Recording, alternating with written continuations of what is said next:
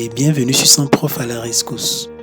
Dans cette nouvelle vidéo de notre formation spéciale Fonctions Excel et Programmation VBA, nous allons réaliser une combinaison de fonctions qui nous permettra d'effectuer une comparaison entre les feuilles client et client N afin de faire ressortir la différence. En réalité, la feuille client N n'est rien d'autre qu'une autre version de la feuille client dans laquelle certaines observations ont été supprimées. Et ce sont ces observations-là que nous voulons mettre en évidence à travers l'utilisation des fonctions filtre et NBC. Donc, dans la cellule L10, on fait comme d'habitude égal et on va appeler la fonction filtre. Cette fonction nous demande 3 paramètres, dont 2 sont obligatoires. Le premier paramètre, c'est le tableau dans lequel il faudra faire le filtre sera effectué. Nous allons prendre le tableau, tout le tableau de la feuille client.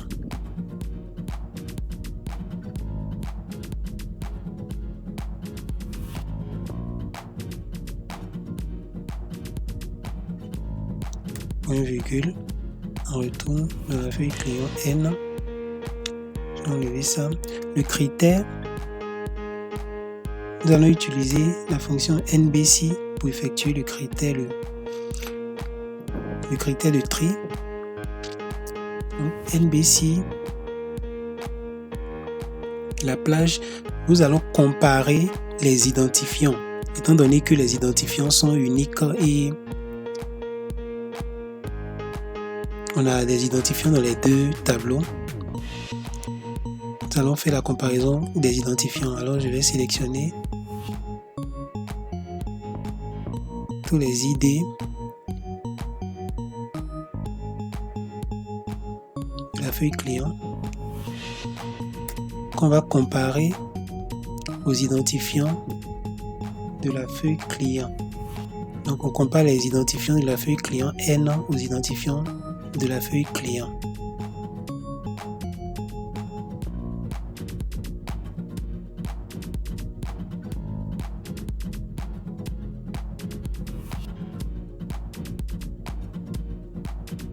Et on va retourner uniquement les identifiants qui ne correspondent pas, donc égal à 0. Quand la fonction NBC va compter, elle va compter les identifiants qui correspondent, elle va les compter comme avec des nombres 1, 2, 3, etc. Maintenant, lorsqu'elle va tomber sur des identifiants qui ne correspondent pas, elle va retourner la valeur 0. Donc, ce sont ces valeurs 0 là que nous voulons récupérer, qui seront en réalité les observations qui ne sont pas présentes dans la feuille client N. Donc, une fois ces observations là retournées, la fonction filtre va se charger de nous les ramener, de nous les renvoyer. Donc, point virgule. Si vide, on envoie une chaîne de caractères vide. Et on fait entrer. Et on peut voir, nous avons les clients présents dans la base de données client et qui ne sont pas présents dans la base de données client N. Voilà. Maintenant, si je vais sur la feuille client et que j'ajoute un nouveau client, des enfants,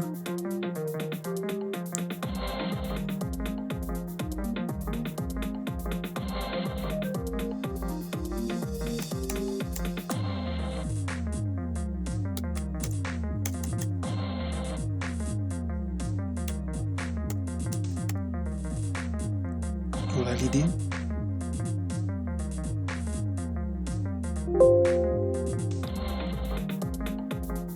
Donc on peut voir qu'un nouveau client a été ajouté. Cependant, lorsque je retourne dans la feuille client N, on voit que le filtre que nous avons effectué n'est pas actualisé parce que le client 047 n'est pas dans la base de données client N. Voilà, donc ce client devrait normalement être ajouté ici. Et pour régler ce problème-là, il nous suffit tout simplement de transformer notre base en tableau. Donc je clique dans une cellule du tableau, je fais CTRL L, créer tableau, ok, et j'ai mon tableau. Bon, vous pouvez faire la mise en forme qui vous plaît. Je laisse ça comme ça pour aller rapidement. Et on va faire pareil, on va renommer déjà, renommer.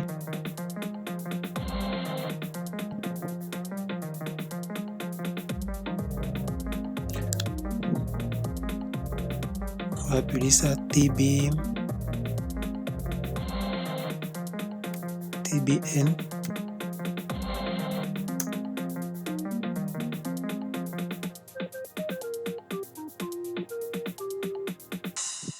Je vais pareil ici, CTRL L.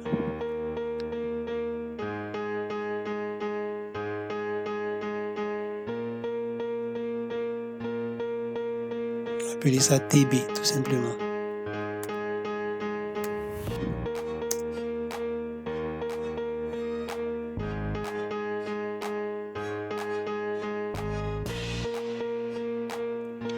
Maintenant on retourne dans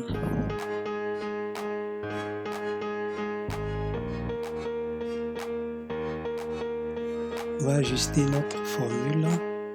Donc à la place de tout ça, on va mettre TB.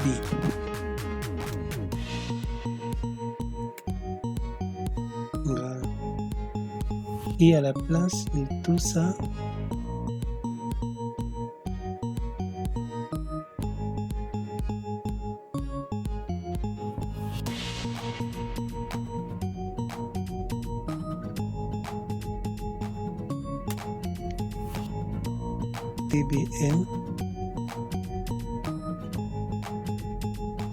TBN et on veut choisir, donc on va mettre crochet,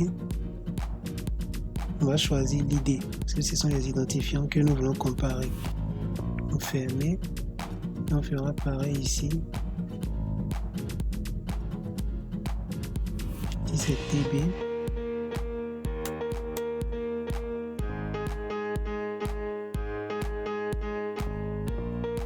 crochet, toujours l'identifiant.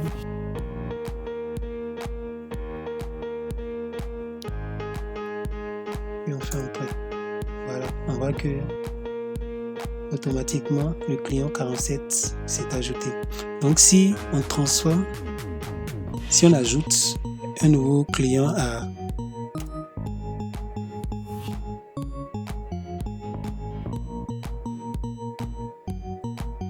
notre base de données, à la feuille client,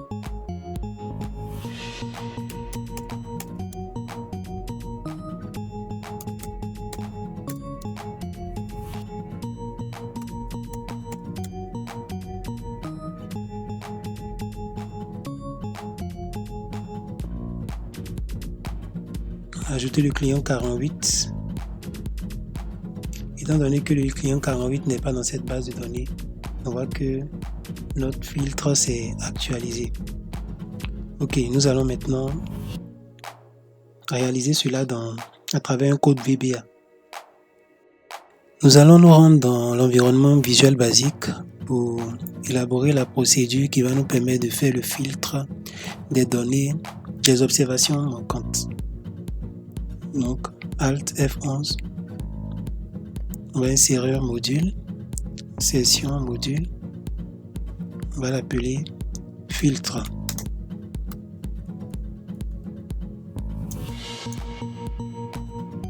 On va déclarer différentes variables. Donc dim, déjà pour ne pas écrire à chaque fois le nom des feuilles, on va déclarer la variable ch. plutôt SH et la variable SHN as worksheet.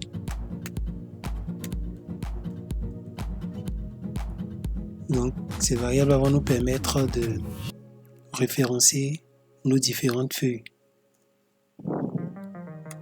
Après, nous allons déclarer la variable RGCH qui va nous permettre d'avoir la colonne B, c'est-à-dire la colonne des identifiants de la feuille client. Donc ça, ce sera la feuille client SH et la feuille client N SHN.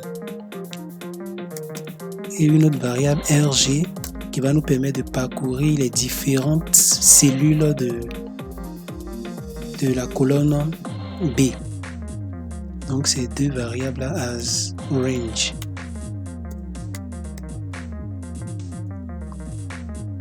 Maintenant, pour parcourir les lignes, nous allons déclarer trois variables I, J. La variable I va nous permettre de parcourir les différentes lignes de la feuille SHN. Et la variable J va nous permettre de connaître la ligne dans laquelle nous allons mettre l'observation manquante trouvée. Et une dernière variable Z qui va nous permettre d'avoir la dernière ligne de la colonne B de la feuille SH, donc as integer.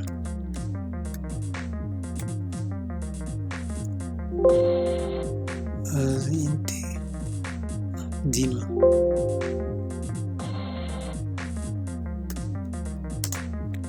Voilà. Donc on peut déjà initialiser pour trouver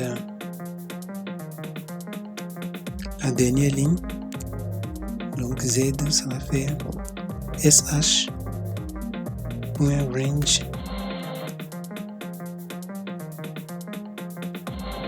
au niveau de la colonne B, la colonne des identifiants.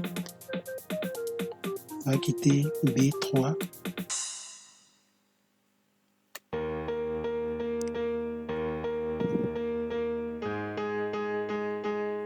Donc B3 c'est bien ici. Donc à partir de là, on va faire un end XL down qui va quitter là et aller vers le bas jusqu'à la dernière cellule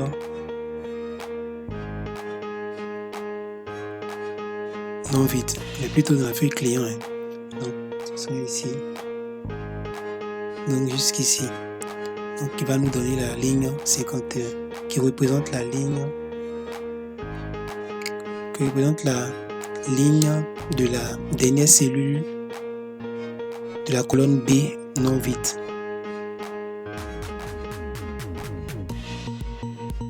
Donc point end XL down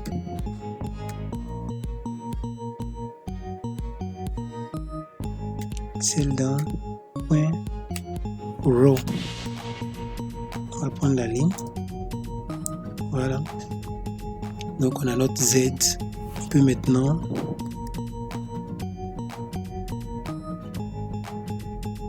donner les noms de SH, non? SH7, SH. C'est rien d'autre que la feuille worksheet.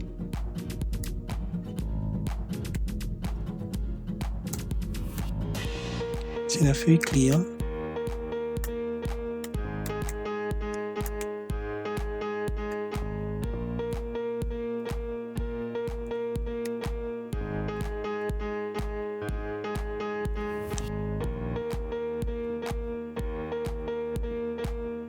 Et SHN, c'est la feuille client N.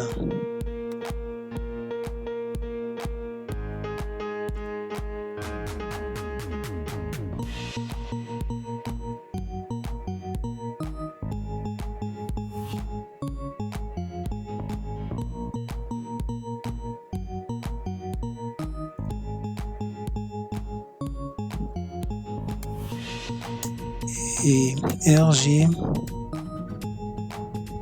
SH. On a dit que c'était SH.range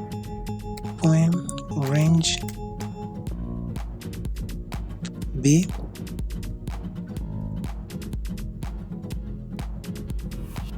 B4 jusqu'à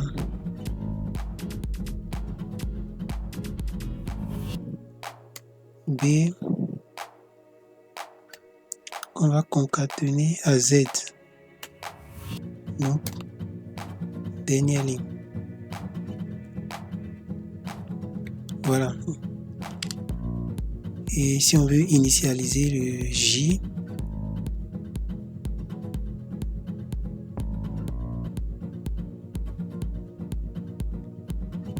on peut commencer. On peut entamer le filtre ici. Donc on peut prendre J égale à, on va prendre 10. J égale à 10.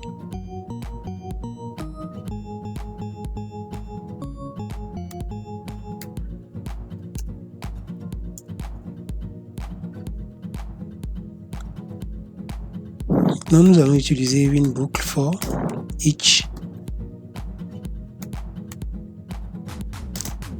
For each RG, on a dit que la variable RG allait nous permettre de parcourir les différentes cellules de la colonne B, donc de la plage RG SH.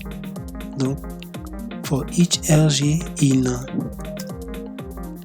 RG SH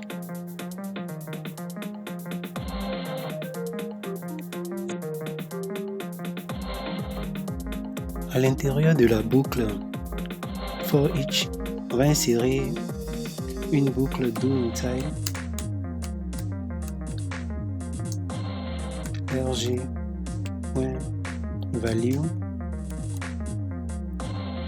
égale à shn.range colonne B concaténé à i value loop. Ok, qu'est-ce que ça veut dire? La boucle for each va nous permettre de parcourir l'ensemble des cellules de la colonne B de la feuille client. Donc, parcourir l'ensemble des identifiants. Et ces différents identifiants qu'on aura trouvés, ou bien pour chacun de ces des identifiants, on va faire une comparaison avec l'identifiant de la colonne B, cette fois-ci de la feuille client N. Et la boucle va tourner jusqu'à ce qu'elle trouve une correspondance entre les deux identifiants. Donc on est d'accord qu'on ne va pas forcément trouver une correspondance. Donc dans le cas où on ne trouve pas de correspondance, pour éviter que la boucle ne cesse de tourner, on va tout simplement mettre une petite condition à l'intérieur. If i, si i est égal à z, qui est la ligne de la dernière cellule non vide, si c'est égal à z plus 1, alors on va quitter la boucle. Then exit do. Voilà. S'il n'y a pas de correspondance, on va tout simplement quitter la boucle. Maintenant, il nous faut incrémenter la variable i. Donc i, pour que ça puisse tourner. Donc i est égal à i plus 1. On va initialiser i. Vous allez remarquer que je ne mets pas l'initialisation de i à l'extérieur de la boucle for each, mais je mets l'initialisation de la variable i à l'intérieur de la boucle for each, i égale à 1. Parce que si j'incrémente et si j'initialise i à l'extérieur de for each, on verra que i pour la première la première cellule, donc le premier RG, on va voir que I peut déjà avoir une valeur supérieure à 4. Attention, ici c'est 4. I peut avoir déjà une valeur supérieure à 4. Alors, lorsque la boucle va tourner à nouveau, on n'aura plus 4. Ça va commencer à partir d'un ordre supérieur à 4, ce qui ne va pas nous permettre de parcourir de vérifier toutes les observations, c'est-à-dire tous les identifiants clients. C'est pourquoi je mets l'initialisation à l'intérieur de la boucle for each. Donc, quand une opération est effectuée, quand l'opération suivante doit être effectuée, I sera encore égal à 4 pour qu'on puisse vérifier toutes les cellules de notre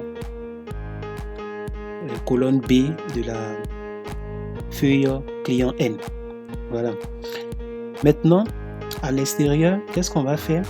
On aura deux cas. Soit on trouve une correspondance, soit on ne trouve pas de correspondance. Le premier cas, si on trouve une correspondance, qu'est-ce qu'on va faire? Copie. Si on trouve une correspondance, then else and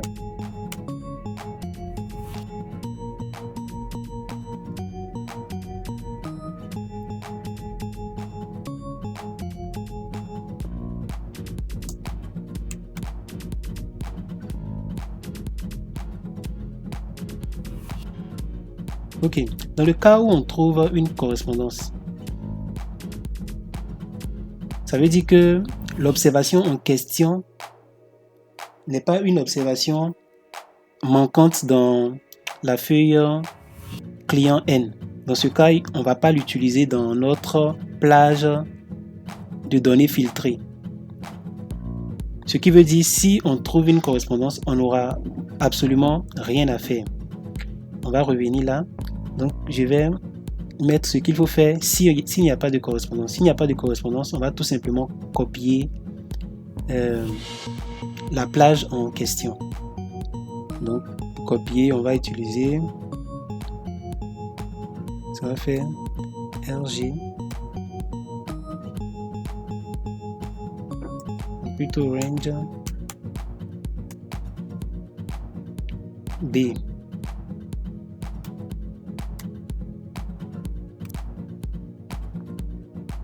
Concaténer à RG. Point, on va utiliser la ligne, ça veut dire la ligne de la cellule en cours. Point row.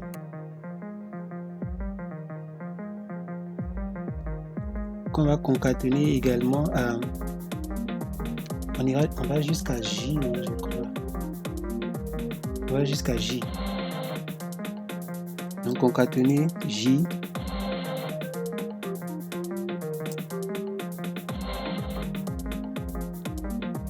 D'abord les deux points. J.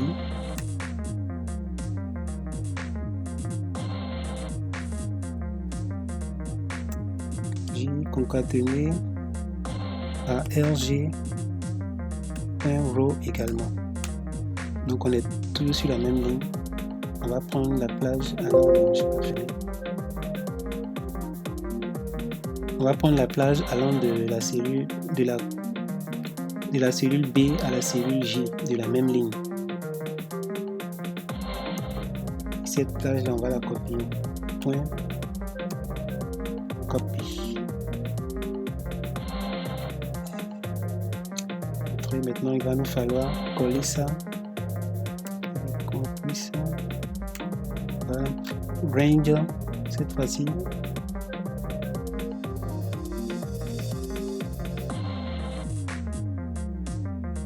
Attention, on va indiquer la feuille, sinon ça c'est SH. SH. Ici ce sera SHN. Bon.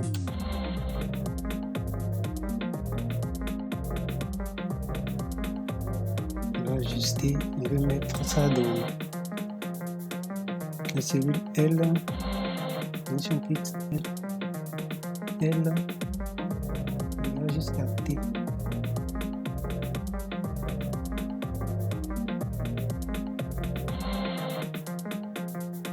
On a 9 colonnes. 2, 3, 4, 5, 6, 7, 8, 9. Donc on ira jusqu'à T.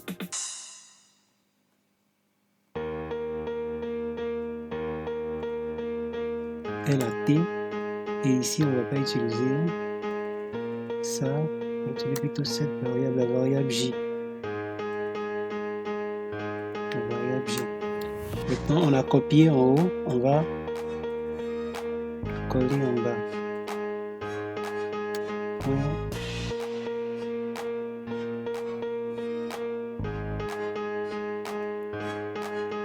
Excel.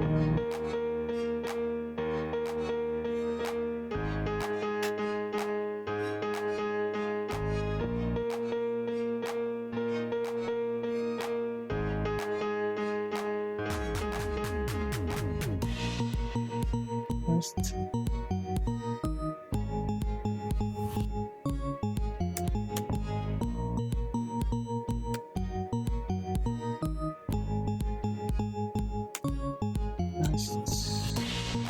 Value.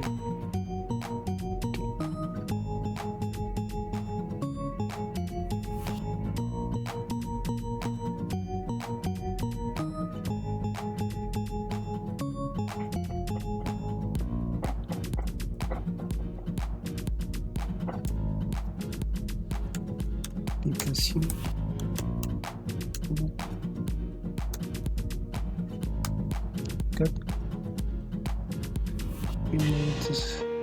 Égal à Excel copy.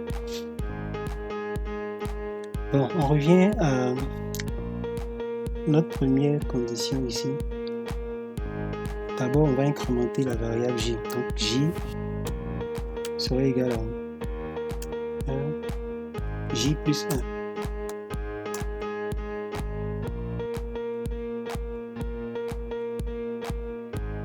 Ok. On peut remarquer que lorsqu'on ne va pas trouver de correspondance, non, lorsqu'on va trouver une correspondance, on ne va pas effectuer ça. Ça veut dire que J, normalement, si on est dans la première itération, J serait égal à 10. Donc J est égal à 10 et on effectue cette condition-là, qui est de ne rien faire. Alors, J va passer ici et J serait égal à 11 quand on va tourner la deuxième fois. Ça veut dire que si pour la deuxième fois on ne trouve cette fois-ci pas de correspondance, on va valider cette condition-là et J serait égal à 11. Ce qui veut dire qu'on a sauté une ligne, la première ligne 10. Il n'y aura pas de valeur dans la ligne 10. Donc, imaginons le cas où on se retrouve avec des valeurs dans la colonne, dans la ligne 10, la ligne 11 par exemple, et arrivé au niveau de la ligne 12, on remarque que et au niveau de la ligne 12, lorsqu'on rentre dans la boucle, on remarque qu'il y a correspondance. Donc s'il y a correspondance, qu'est-ce qui va se passer? On va exécuter ce code-là, qui n'est de ne rien faire. Alors, on va passer ici et passer à la ligne 13. Ce qui veut dire que la ligne 12 va comporter ne va rien comporter. Donc, au niveau de la ligne 12, on n'aura aucune observation. Donc, on risque d'avoir des lignes de valeurs manquantes à l'intérieur de notre plage de filtre. Et pour éviter ça, lorsqu'il y a correspondance, on va tout simplement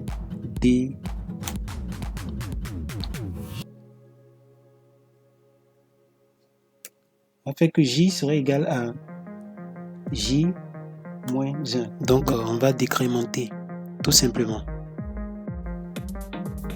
Donc, J serait égal à J moins 1. Et de toutes les façons, on sait que cette étape-là, toutes les itérations vont passer par cette étape-là. Du coup, si J égale à J moins 1 ici, lorsqu'on arrivera ici, on va se retrouver avec la valeur de J plus 1. Donc, qui va nous redonner encore la valeur initiale de J qu'on va encore réutiliser. Ce qui va nous permettre de ne pas avoir d'observation, de lignes vides dans notre plage.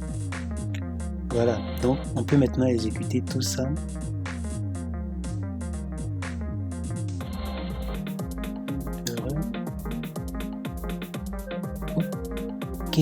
ok. Oui, c'est normal. Vous pouvez voir qu'on a mis SH ici. Déjà, on veut utiliser SH. On n'a pas encore initialisé. On l'a déjà utilisé en haut. Donc, l'application ne reconnaît pas SH en haut là. Donc, on va mettre SH là. Il faut d'abord faire set SH d'abord. Donc, on sait que SH représente la feuille client avant de l'envoyer, de l'utiliser pour la variable Z. Donc, on va reprendre, on relance. Cette fois-ci, je crois que c'est bon.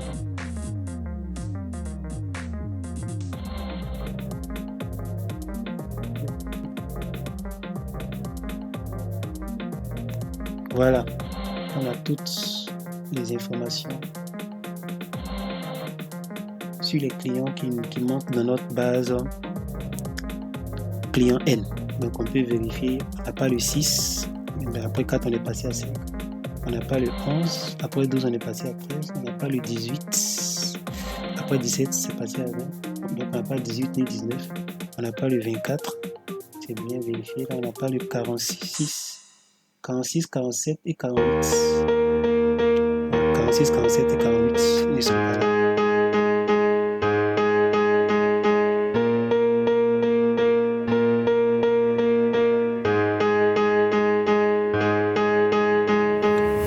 Donc les amis, c'est tout pour cette vidéo. Rendez-vous à la prochaine.